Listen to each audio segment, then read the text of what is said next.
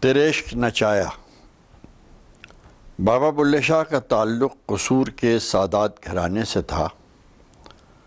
ان کے پیر و مرشد حضرت شاہ عنایت قادری لاہوری تھے، جن کی نسبی نسبت آرائی قبیلے سے تھی۔ بلے شاہ اپنے مرشد کی زیارت اور پابوسی کو ہر دوسرے تیسرے روز بے وقتے بھی لاہور نکل جایا کرتے تھے۔ بلے شاہ کے کنبے کو سید ہونے کے ناطے کسی غیر سے یہ مریدی روگ انتہائی ناگفتنی تھا۔ اس بابت کنبے والوں اور بلے شاہ کے مابین روزمرہ رویوں میں دھڑلے سے رسہ کشی جاری تھی۔ ایک دن بلے شاہ شدید انتشار کی آزاری میں تھے۔ قصور سے لاہور کی سمت یہ نیت باندھ کر چل پڑے کہ آج مرشد کی صلاح سے آئے دن کی گھریلو کھٹ کھٹ کا جھمیلا اب چٹ پٹ ہو جانا چاہیے، ادھر کو یا ادھر کو۔ بلے شاہ لاہور آئے، مرشد کے دروازے پر پہنچے، دستکی ہوئے۔ اندر سے مرشد نے قدرے اونچی آواز میں پوچھا، بھلا کون؟ بلے شاہ نے جواب دیا، سرکار میں ہوں بلے۔ مرشد نے فی الفور کہا کہ اب تو بلے نہیں رہا، بھلے ہو گیا۔ جا بھلکڑ جا، کہیں اور کو جا، تیرے لیے یہاں کوئی چھایا نہیں رہی۔ مرشد کی اس پذیرائی سے بلے شاہ پر بن آئی۔ تلوے تلے کی زمین چھٹک گئی، رو رو کر نڈھال ہو رہے۔ بہت دیر بعد جب دھیرے دھیرے آپے میں آئے تو مرشد کو منانے کی ٹھان کر اٹھ بیٹھے۔ بلے شاہ کی طبیعت کچھ ایسی اکھڑ چکی تھی گویا سارا ریشم ہی ادھڑ چکا تھا۔ وہ اپنے گھر یعنی قصور واپس لوٹ کر جانا بھی اکثر بھول چکے تھے۔ لاہور کے گلی کوچوں کی خاک پھانکنے میں لگ گئے اور گردشوں کو سنوارنے میں اپنے شب و روز گمسمی کے الاؤ میں جھونک دیے۔ اس دور کا یہ طور تھا کہ لاہور کی ہر نئی نویلی طوائف مجرہ بینوں کے سامنے مجرے کی پیشہ واری پہل کرنے سے پہلی بار حضرت شاہ عنایت آرائیں کی چوکھٹ پر خیر و برکت کی غرض سے رقص کی حاضری بھرا کرتی تھی۔ جس دوران بلے شاہ مرشد کو رام کرنے کی سوچ بچار میں بے حال و بے چال تھے، انہیں ناگاہ رقص کی حاضری والی یہ رسم یاد آ گئی۔ بلے شاہ خوشی سے ابل پڑے، روتے رہے اور جھومتے رہے۔ اسی ادھیڑ بن کی ہواؤں میں انہیں پر لگ گئے۔ پہلی اڑان میں لاہور کی ہیرا منڈی کے اتر میں اتر گئے۔ نوکری چاکری کے لیے جان کھپاتے رہے، جوتیاں چٹکاتے رہے، لیکن بلے شاہ کی جانب کسی کوٹھے کے دریچے نے اپنا رخ نہیں کیا، کسی دروازے نے اپنے سائے آغوش کشا نہیں کیے۔ ہیرا منڈی کی بے اعتنائی اور کجادائی سے دل گرفتہ ہو کر بلے شاہ دلی کی طرف نکل لیے۔ جس گھڑی بلے شاہ دلی کے نیلم بازار میں وارد ہوئے، سورج سوا نیزے پر تھا۔ حلوائیوں، قصائیوں، پنساریوں اور پنواڑیوں سے علاقے کی ہر کنچن طوائف کے کوائف کی پوچھا پاچھی کرتے کراتے آخر کار بلے شاہ دلی کے دل زدوں کی ایک آہ سرد زلیخا جان بنارس والی کے کوٹھے پر جا پہنچے۔ دروازے کی زنجیر کھڑکائی، اندر سے آواز آئی، ارے یہ کون موا نامراد آ گیا نا وقت۔ ٹوٹ کر جواب دیا ایک پامال و خستہ حال۔ باندی نے دروازہ کھولا اور جھپاک سے الٹے پاؤں زلیخا جان کی ماں خانم جی کو خبر کرائی، کوئی میلا کچیلا سا مسکین آیا ہے۔ یہ سن کر خانم خلوت سے نکلی اور دروازے کی آڑ میں آ گئی۔ بلے شاہ کی خستہ حالی اور آشفتہ روزی دیکھی، ترس کھا کر اندر بلا لیا۔ وہ بوجھل قدموں سے خانم کے پیچھے ہو لیے اور دیوان خانے کی نشستی چوکیوں سے پرے ہٹ کر نیچے بیٹھ رہے۔ ٹھنڈائی سے آہ و بھگت کے بعد خانم نے ضرورت دریافت کی۔ بلے شاہ بولے مالکن تیری خدا خوفی کو اور بھاگ لگے، تو مجھ محتاج کو اپنے یہاں نوکر رکھ لے، تیرا بڑا احسان ہوے گا۔ بلے شاہ کی دعا گوئی اور برجستہ خوئی خانم کو نرم آ گئی۔ نرماہٹ سے پوچھا کیسی نوکری؟ کہا یہی جھاڑو صفائی، برتن دھلائی، اوپری کام کاج اور اناج کی چھاج وغیرہ۔ خانم بولی تنخواہ کیا لوگے؟ بولے ہاشا و کلّا، دمڑی کوڑی کچھ نہیں، صرف 2 وقت کے دسترخوان کی بچی کچی روٹی اور چٹنی۔ ہاں مگر شرط کڑی یہ ہوے گی کہ جب زلیخا جان مجرا رچایا کرے گی تو میں بھی ایک کونے کھدرے میں دبک لیا کروں گا۔ خانم کو بلے شاہ کی یہ سادہ لوحی لڑ گئی اور اس تنخواہ کم خواہ میں بجس وارفتگی ایسی ویسی کوئی قباحت بھی نظر نہیں آئی۔ خانم رضامند ہو گئی۔ بلے شاہ نوکر رکھ لیے گئے اور کوٹھے کی متعلقہ نفری سے رسمی تعارف کے بعد ان سب کے بابسائیں بھی ہو گئے۔ معمول کے مطابق اب وہ روزانہ تڑکے تڑکے اٹھ جاتے، جھاڑو اور جھاڑن کرتے، برتن کپڑا دھوتے، بازار سے بازاری لاتے، سے پہر کچھ دیر کو انگڑاتے سستاتے، جب شام کوٹھا چڑھتی بلے شاہ کوئی دوسرے بلے شاہ ہو جاتے۔ مجرے کے سجاؤ سے پہلے سارے کام کاج بڑے ڈھنگ اور بڑی ترنگ سے نمٹاتے، چراغدانوں کو اکساتے، دالان کے فانوس جلاتے، لوبان اور صندل کی دھونی رچاتے، طاقچوں میں گلاب اور موتیا کے تھال جماتے، چٹی چاندنی پر مخملی گاؤ تکیے لگاتے، منڈل کی بیٹھک میں دائیں بائیں دستی پنکھے، خازدان اور اگالدان پھیلاتے، مجرائیوں کی تواضعداری کو کبھی ستو کبھی امرودی شیرہ بناتے اور حقے گرماتے، سب سے آخر کو خانم کی مسند بچھاتے اور نقشین پاندان کے لوازمات سجاتے۔ جب سارے کام نمٹا چکتے تب بلے شاہ لب چھپ آرائشی اتاق میں جاتے، مشاطہ کے ہاتھوں زلیخا جان کا سنورنا اور روپ بھرنا جھوم جھوم کر دیکھتے، خوشباش ہوتے اور زلیخا جان کی طرف پنکھیاں جھلتے رہتے، زیر لب چشم بددور بڑبڑاتے اور باہر انگنائی میں نکل پڑتے۔ عشاء کے لگ بھگ گھنٹہ بھر بعد سازندوں کا طائفہ زرباف کی دوپلی اور صدری زیب کیے بڑے پن سے آگے پیچھے ایک قطار میں برآمد ہوتا۔ نشست گاہ میں خس اور اگر کی خوشبو چہک جاتی، طائفے کا ہر نفر مجرائیوں کے سامنے پہلے کورنش بجا لاتا اور غالیچوں پر ایک سبا اسے جماؤ کرتا، پھر اپنے ساز و سامان کا تال میل اور کساؤ کرتا۔ اس سازگاری کے بعد زلیخا جان کی پیشوائی میں سازوں اور طبلے کی تعاقبی مہارتوں کا دکھاؤ کرتا۔ دفتن طبلے کی چلت تھاپ پر گھنگرو چھنکاتی، بل کھاتی، بھاؤ دکھاتی، لجاتی چلمنی حجاب سے چہرہ چھپاتی اور شانوں سے چندری گھٹاتی بڑھاتی، ایک گوشے کی اوٹ سے زلیخا جان رقص کے فرش پر آتی۔ بے ساختہ آفرین نافرین کی کھنک سے محفل پھڑک جاتی، مجرا شروع اور رنگ طلوع ہو جاتا۔ اسی اثنا میں بلے شاہ زردوزی کی پنجگوشیاں پہنے اور کملی اوڑھے دبے پاؤں آتے اور ایک کونا پکڑ بیٹھ جاتے۔ رقص کے ہنگام کبھی کھلکھلاتے، کبھی ٹپا ٹپ آنسو بہاتے اور اپنے دامن کو تسلا بناتے۔ یہ من بھاونی ریت ضرورتی ناغوں کے سوا تقریباً سال بھر تک بے ٹوک چلتی رہی۔ راتوں میں ایک رات چڑھتے چاند کی رات زلیخا جان کو کسی رجواڑے کے ہاں مجرے کے لیے جانا تھا، لیکن ناگزیری کچھ ایسی آئی کہ محفل سے 4 دن پہلے بستر سے اس کی پیٹھ لگ گئی۔ پھر کیا تھا، ایک پٹس پڑ گئی۔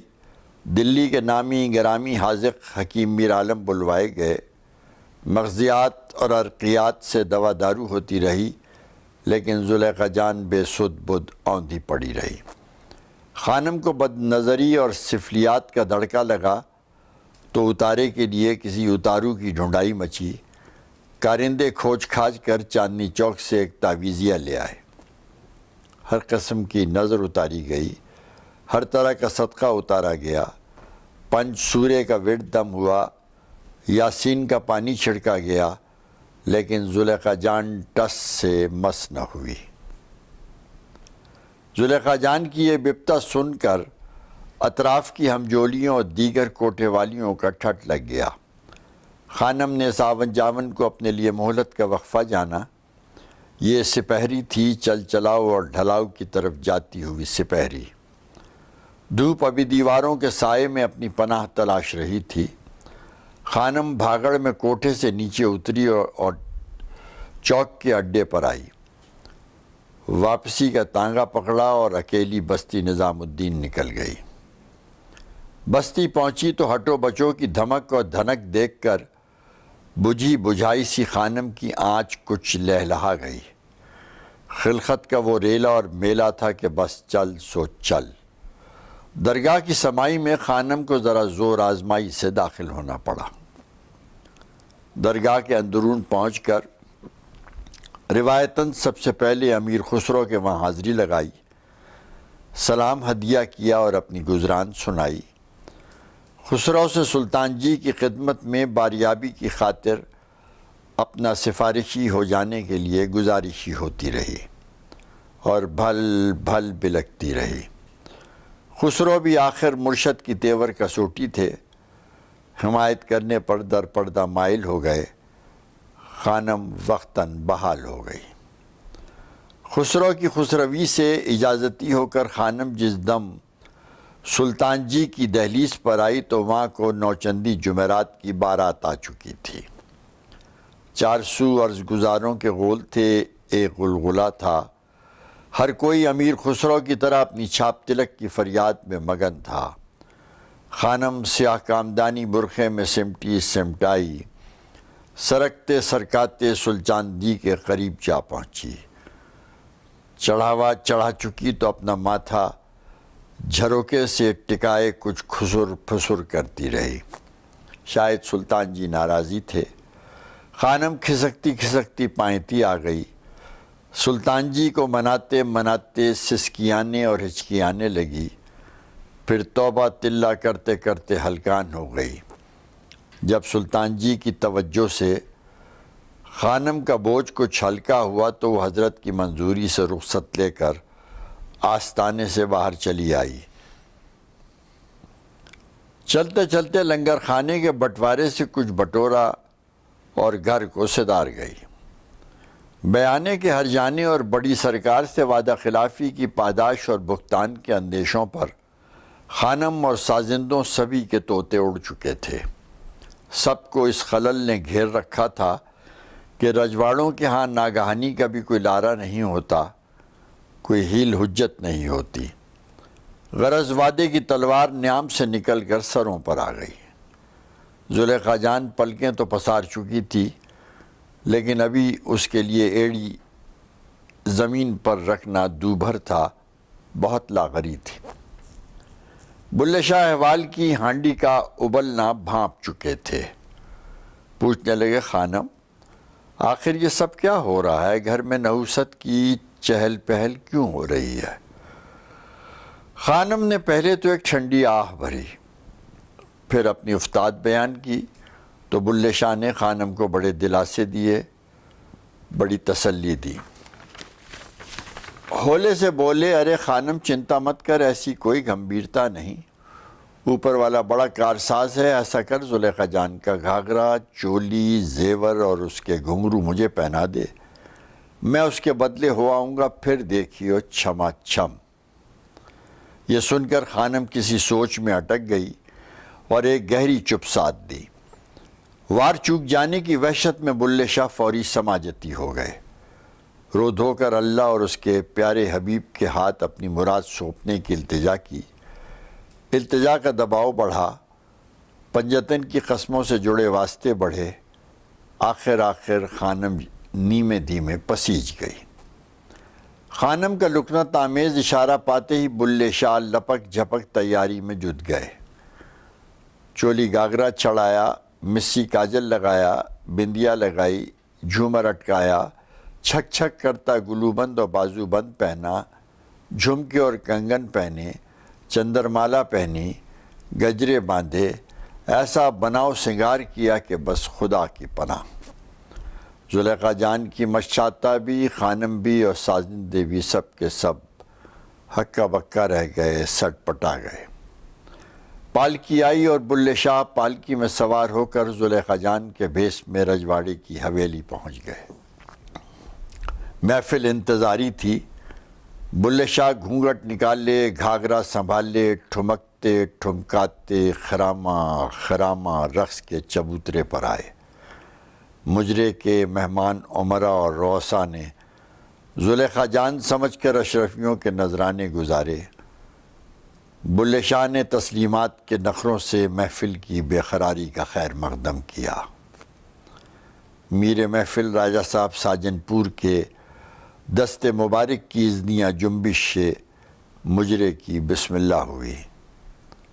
بلے شاہ نے رقص کیا اور کلیان ٹھاٹ پر ایسا رقص کیا کہ ساری محفل داد و دہش سے بے خود ہو کر جھومتی رہی، گھومتی رہی۔ گجر سے ذرا کچھ پہلے جب محفل بے چراغ ہوئی تو کسی کو ہوا تک نہ لگی کہ کون آیا اور کون گیا۔ بلے شاہ رجواڑے یہاں سے پالا مار آئے۔ کوٹھے کی تھان پر لوٹ کر آتے ہی مبارکیوں نے دھوم اٹھائی۔ خانم شکرمندی میں پہلے ہی خاصی خم ہو چکی تھی۔ زلیخا جان نے ہلچل سنی تو بستر سے اٹھ کر دوڑی اور سرخوشی میں بلے شاہ سے لپٹ گئی۔ بلے شاہ نے زلیخا جان کے سر پر ہاتھ پھیرا، آپ دیدہ ہوئے، پھلنے پھولنے کی ڈھیروں دعائیں دی۔ پھر کچھ خیال آیا تو مسکرا کر کہنے لگے، لو بٹوا اب تو ہمرا تمرا گھنگرو شریک رشتہ بھی ہو ہی گیا۔ خانم نے اس گھنگرو شریک رشتے کی سلامی نظر کی۔ شیرینی تقسیم ہوئی، سب کا منہ میٹھا کیا گیا۔ اسی شور شرابے کے بیچ بلے شاہ چپ چپاتے سے اٹھے اور اپنے حجرے میں چلے گئے۔ کچھ دیر بعد باہر آئے تو زلیخا جان کا چولا، زیور اور گھنگرو پھولوں میں لپیٹ لپاٹ کر لے آئے اور خانم کے قدموں میں رکھ کر بولے، بس خانم بس ہمرا تو کام ہو ہی چکا، اب تو چھٹی کر دے اپنی نوکری سے ہمری۔ یہ سنتے ہی خانم بلک اٹھی، بولی، ارے بابا سائیں، آخر ہم سے ایسی بھی کیا گستاخی سرزد ہو گئی۔ بلے شاہ تڑپ کر بولے، نہیں للہ نہیں، مجھ میں ہرگز ایسی کوئی کھوٹ کپٹ نہیں۔ زلیخا جان کے سر کی قسم کسی سے کوئی گلہ تک نہیں مجھ کو۔ تیرے نمک کی مار پڑے خانم اگر میرا دل تیری طرف سے میلا ہو۔ سچ پوچھ تو بات صرف اتنی ہے کہ اب میرے سینے میں لاہور کی کھینچ میری سانس لپیٹ رہی ہے۔ لاہور مجھے بڑی للک سے آواز دے رہا ہے، اوپر والے کی بڑائی کو اپنے اور میرے درمیان حکم سمجھ، یقین کر کہ تیرے اور زلیخا جان کے احسانوں کی بھرمار کا رتی بھر صلہ سر دست مجھ نصیبوں جلے کے پلے میں سوائے شکریہ کے چند لفظی ٹھیکروں کے اور کچھ بھی نہیں ہے۔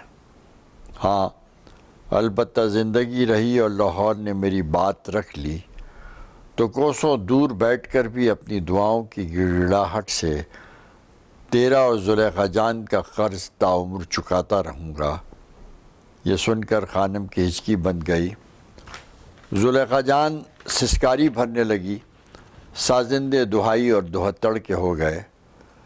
سبوں نے بلک بلک کر بلے شاہ کی منت سماجت کی، ہر طرح کی لالچ دی، بتیری خوشامد کی، بتیرا ہاتھ پاؤں مارے، لیکن بلے شاہ کو نہ رکنا تھا، نہ رکے، رسی توڑا کر بھاگ کھڑے ہوئے۔ لاہور کے آسمان پر ابھی دو وقتوں کے بغل گیر ہونے میں کچھ اور وقت حائل تھا کہ بلے شاہ اپنے مرشد کے دروازے پر پورے سال بھر بعد آن کھڑے ہوئے اور رقص آغاز کیا، تیرے عشق نچایا کر کے تھیا تھیا۔ مکھڑے کی والہانہ دہرائی تہرائی اور دھمال کی مستانہ دھما دھم سے اڑوس پڑوس کے در و دیوار بھی ہلنے لگے۔ حضرت شاہ عنایت آرائیں بے حواس باہر نکل آئے۔ جو ہی بلے شاہ پر ان کی نظر پڑی زارو زار دھاڑنے لگے۔ بلے شاہ نے جب مرشد کا یہ حال دیکھا تو چکرا گئے، جہاں کھڑے تھے وہیں ڈھیر ہو گئے۔ حضرت شاہ عنایت آرائیں نے دوڑ کر بلے شاہ کو اٹھایا، باہوں میں جکڑا اور اپنے سینے سے لپٹا لیا۔ دونوں دھارم دھار رو رہے تھے اور دور دور تک چاروں طرف ہو حق کی آواز فضا میں رقص کر رہی تھی۔